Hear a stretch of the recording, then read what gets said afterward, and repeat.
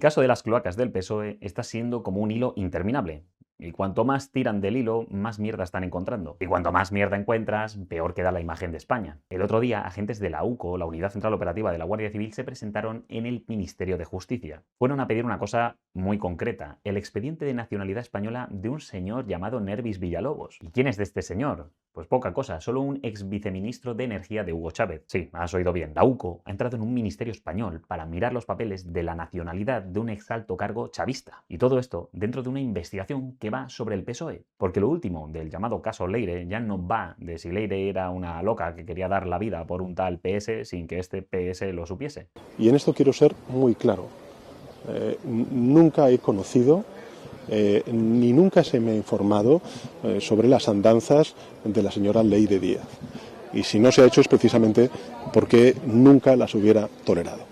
¿Pero usted quién es? De todo.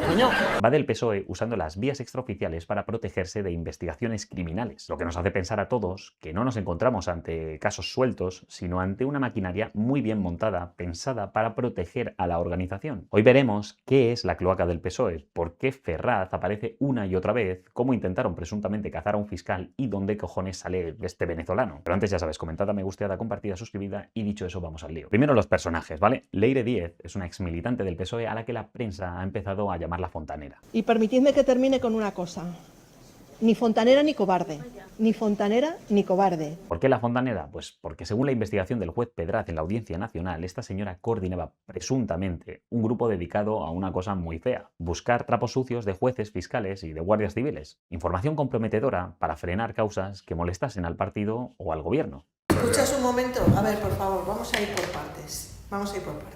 Para que yo pueda protegerte a ti, o sea, que yo quiero protegerte a ti, porque yo sé que tú no has hecho nada de todo esto, lo que necesito saber es quién, cómo, dónde, cuándo y por qué. Las 5 W del periodismo... Yo te podré contar algunas, porque otras todas no las sé, y si no las puedo preguntar. Escúchame, tú me vas a contestar lo que sepas. Y además de lo que sepas, me vas a decir si hay alguna prueba física, sí o no. Si la hay, la vemos, si no, ya está. Vale. No es como que sea el primer partido en España en usar cloacas para protegerse. Y si no, echad un ojo al caso Kitchen. Al final, los políticos siempre van a tratar de protegerse para mantenerse en el poder, porque el momento en el que no estén en el poder, pierden los medios para protegerse y acaban entre rejas. El problema es que para eso no puedes usar los medios legales, porque en España todavía, no somos Venezuela, un país en el que la policía estaba diseñada para reprimir y encarcelar a la disidencia. Eso es un ejemplo claro de una cloaca que ha llegado al punto de ser una institución en el propio gobierno. Pero tal como digo, eso es un caso especial, una dictadura. Ahí esas cosas las puedes hacer con la cara destapada, aunque al final pues les ha pasado factura. Aquí en España los partidos usan a los fontaneros por detrás del escenario para atacar al rival, para controlar los daños e incluso en guerras por el poder dentro del mismo partido. Vamos, ni cotiza que ahora mismo dentro del PSOE hay rivales a ese tal PS moviendo hilos por si este cae en desgracia, poder ellos alzarse como los que siempre denunciaron las corruptelas del partido y luego poder sanearlo. El caso es que dentro de lo que se sabe, Leire habría sido parte de estas cloacas que usa el PSOE para lograr sus fines por debajo de la mesa. Todo ello instruido por Santos Cerdán, que era la mano derecha de Pedro antes de que le metiesen preso a Ábalos. Pero claro, luego le metieron preso a él también. ¿Sigue usted teniendo contacto con Leire Díaz Castro? No, hasta que saltó al final, pidió la baja ya del Partido Socialista. No ha sido mi mano derecha. No ha sido su mano derecha. No. ¿Ha hablado con ella posteriormente? Esto de decirle cómo se ha presentado como su mano derecha, si ha tenido contacto. Yo he hablado con ella por teléfono una vez que yo he salido de prisión, porque me llamó para mostrarme mi apoyo y a ver qué tal estaba, sin más, pero una conversación. Es decir, que sí, por lo menos los teléfonos sí los tenía. Sí, tengo el teléfono de ella. La versión inicial fue la de siempre. Leire iba por libre, era una militante súper intensa haciendo lo imposible para proteger a Pedro, pero sin que Pedro lo supiese. El problema es que luego aparecieron los audios, aparecieron libretas incautadas por la UCO y aparecieron reuniones. Y en esas libretas, fíjate qué cositas: nombres de fiscales, mandos de la Guardia Civil, jueces, el caso Coldo, hidrocarburos, bancos, empresarios y, nombres en clave como ZP o PS, que no podemos saber quiénes son. Igual hablan de Pedro Skywalker, yo qué sé. Desde luego Pedro Sánchez no creo que sea, porque él ya dijo que no la conocía, y cómo no te vas a creer a lo que dice el bueno de Pedro, hombre. Nunca he conocido ni nunca se me ha informado sobre las andanzas de la señora Leire Díaz. Y sí, también apareció este ex viceministro de Chávez que os comentaba. El caso es que cuando tu defensa consiste en decir que Leire iba por libre, pero en la libreta aparece información que solo alguien muy metida en la estructura del PSOE podría tener, con reuniones con el tal PS y luego referencias a que su hermano necesitaba una estrategia de defensa, pues chico, la cosa huele. Con menos indicios, un lingüista es capaz de descifrarte un idioma antiguo y desconocido. El punto es que si esto hubiese pasado en reuniones secretas, en parkings subterráneos, con gabardinas, como en las películas, pues todavía tendrías más problemas para demostrarlo. Pero es que el escenario que aparece es Ferraz, la sede nacional del PSOE en España. El 27 de mayo, agentes de la UCO registraron esta sede durante más de 12 horas. Pidieron documentación económica, registros de visitas y accesos al sistema informático del partido dentro de la investigación sobre la presunta financiación ilegal del PSOE. Es decir, que tienes a la Guardia Civil dentro de la sede del partido de gobierno mirando sus cuentas porque algo no cuadra. Les tienes en ministerios españoles buscando información sobre cómo podrían haber favorecido a criminales pertenecientes a una dictadura para conseguir la nacionalidad española. Y claro, la cosa se complica ahí. Bueno, y como dato curioso, cuando registraron las oficinas de Zapatero, que también están en la misma calle Ferraz, aunque por obvias razones no en el edificio del PSOE, pues descubrieron que Zapatero se conectaba con una VPN a la red del PSOE, como si fuese un currante más todavía, para que veáis hasta qué punto debe preocuparos todo esto cuando veías a Zapatero blanqueando la dictadura chavista. Pero continuemos, tal como hemos dicho, según la UCO, el jefe de esta fontanería, pensada para proteger a Pedro Sánchez sin que Pedro Sánchez lo supiese, sería Santos Cerdán. Es que es curioso cómo todos se mataban por proteger a PS, pero asegurándose de que PS no se diese cuenta, ¿eh? Porque ¿cuáles son las salidas de todo esto? Si estabas detrás de esto, eres un corrupto, y si no te enterabas de nada, eres un idiota, porque los implicados debían hacer malabares cada vez que pasabas por ahí para que no les pillases conspirando para ayudarte. Parece algo así como cuando tus padres trataban de evitar que descubrieses que ellos eran Papá Noel para mantenerte ilusionado. Pero, ¿qué buscaban exactamente estos integrantes de la fontanería del PSOE? Pues a ver, a cualquiera que fuese un problema para el PSOE, pero empecemos por el fiscal anticorrupción. Sí, por lo que sea, la gente que el PSOE usaba para limpiar trapos sucios por debajo de la mesa querían cargarse, figuradamente, a un fiscal que se encargaba de investigar casos de corrupción en España. Hablamos de José Grinda, pero también a su jefe, Alejandro Luzón, al que querrían apartar del puesto por lo que sea. ¿Y cómo pensaban tumbarlo?, te preguntarás. Pues según el sumario, la hipótesis que investiga el juez es que ofrecieron a Grinda unos 300.000 euros o un puesto de trabajo en el extranjero a cambio de que se archivase el procedimiento y soltara información contraria a su jefe, Luzón. Vamos, un soborno puro y duro por conseguir trapos sucios del jefe de los fiscales que se encarga de investigar corrupción. De nuevo, por lo que sea. Y espérate, que no es ni lo más turbio. La trama presuntamente encontró a una mujer que años atrás, siendo muy joven, había denunciado a Grinda. La UCO sostiene que se acercaron a ella, la consiguieron un contrato en una empresa pública en Jaén a cambio de que fuese a Ferraz en octubre de 2024 para reunirse con Cerdán y hablar exclusivamente del procedimiento judicial contra el fiscal. Vamos, que te resuelvo la vida con un currito asegurado en una empresa pública y a cambio tú me das munición contra el fiscal que me está resultando algo incómodo. El tema es que Grinda, el fiscal al que querían extorsionar, denunció que le habían ofrecido dinero, que le habían ofrecido ayuda con una causa contra él, la de la chica esta, o un destino en el extranjero, que son las opciones que os he contado, que venían de la fontanera. Y se lo habían ofrecido a cambio de dos cosas: archivar o empujar el archivo de causas que afectasen al PSOE y dar información comprometedora sobre su superior. Alejandro Luzón, el fiscal jefe anticorrupción, ya sabéis. Me entrega un documento, un papel doblado. Me dice que le han entregado eso y que lo lea. Lo puedo leer, pero que no puedo hacer ni fotos ni llevármelo. Me han intentado joder la vida, me han intentado joder mi reputación, me han intentado joder mi profesión. La concretaban en que diera elementos y datos de actividades delictivas en su vida personal y profesional de mi jefe Alejandro Luzón. Cerrar el procedimiento del 3% y luego me dicen cerrar Banca Privada de Andorra, Banco Madrid y entre paréntesis, puntos suspensivos, Duro Felguera. Y en segundo lugar que me daría un destino en el extranjero. Me están sobornando, intentando sobornar. Yo solo sé lo que me han dicho, que te diera este papel y que esperaron una respuesta. Entonces yo tenía a Leire como alguien fuera de juego o fuera del ámbito del PSOE.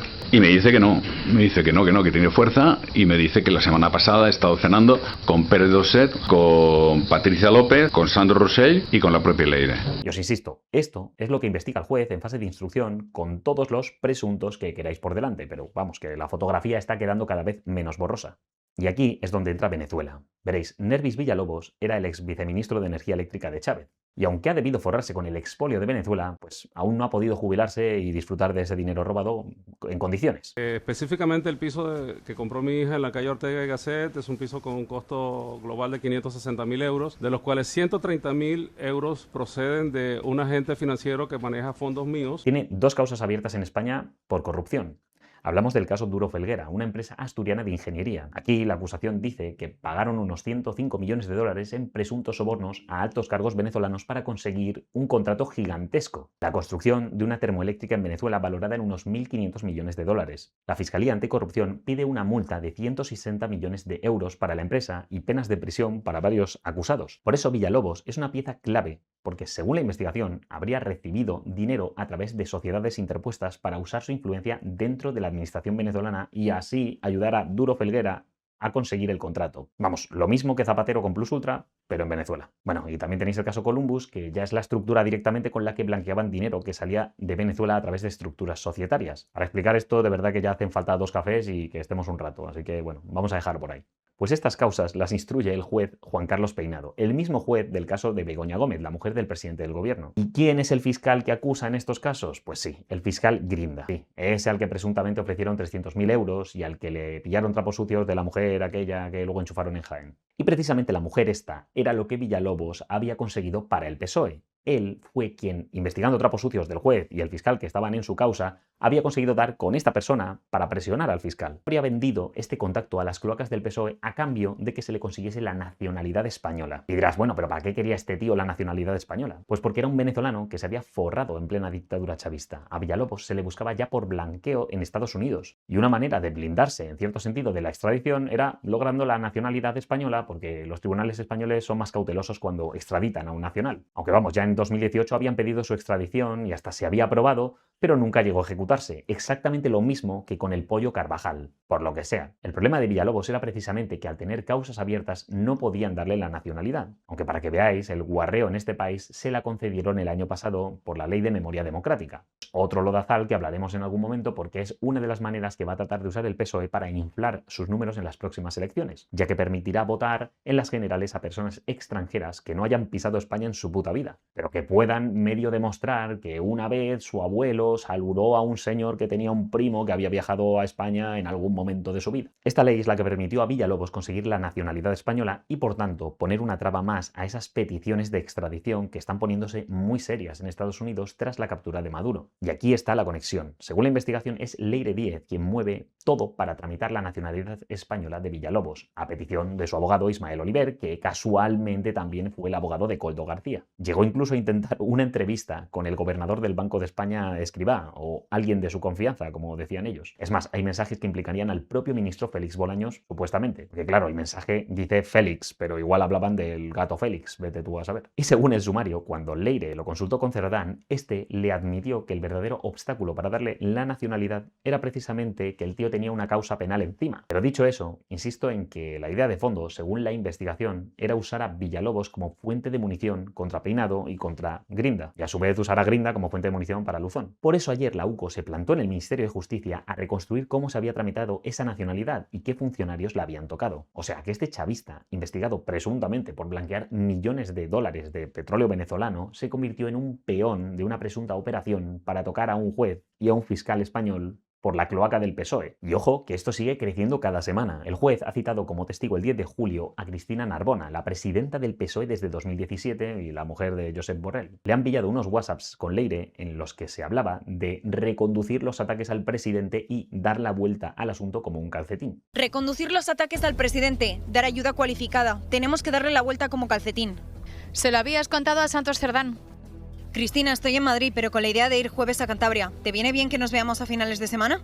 Vente a comer con nosotros el viernes a la Magdalena, ¿ok? Genial, te tengo que contar muchas cosas buenas. Creo que sé alguna. A ver si una de ellas es la misma.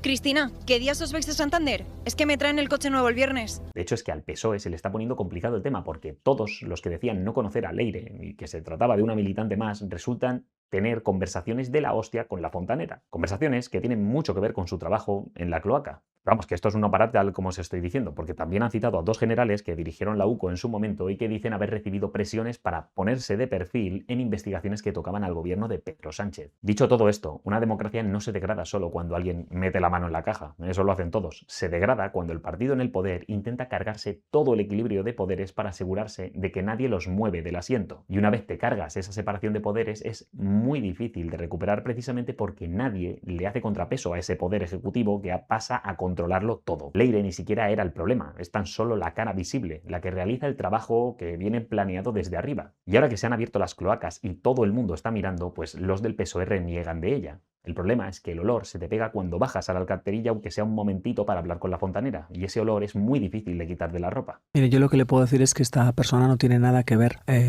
con el Partido Socialista y mucho menos con el gobierno, y desde luego, bueno, pues el Partido Socialista tiene cientos de miles de afiliados, desde luego nada que ver ni con el gobierno ni con el Partido Socialista, así que, bueno, pues que los procedimientos y las investigaciones, y yo máximo respeto a la labor judicial en esta cuestión. Leire se pone en contacto con Elma para enviarle un documento y dice: firmamos con la Agencia Tributaria Gallega. Esto, lo verde, es lo que dice Leire. Le dice: si te encaja, cambian los firmantes y los datos y podemos hacer lo mismo. Elma le responde: estoy justo ahora con el DIRNET Hacienda hablando de esto.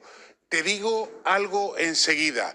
2 emoticonos de besos. Es decir, la conoce, sabe quién es, sabe de lo que habla y sabe con quién habla, para que luego la nieguen a Leire. Que bueno, esto te lo digo yo sin tener ni puta idea del asunto, así que trata tú de ilustrarnos en comentarios. ¿Quiénes son PS, ZP y Félix? ¿Y crees que alguno de estos puede acabar imputado a raíz del caso Leire? Te leo. Suscríbete si no lo has hecho ya y píllate la membresía, que ayuda mucho al canal. Echa un ojo a los vídeos para mantenerte en el debate y nos vemos en la próxima. Hasta luego. ¡Lo hicimos bien! ¡Lo hicimos todo bien! ¡Hicimos todo lo que debíamos hacer! ¡Nos endeudamos para meternos en el mercado de los chinos!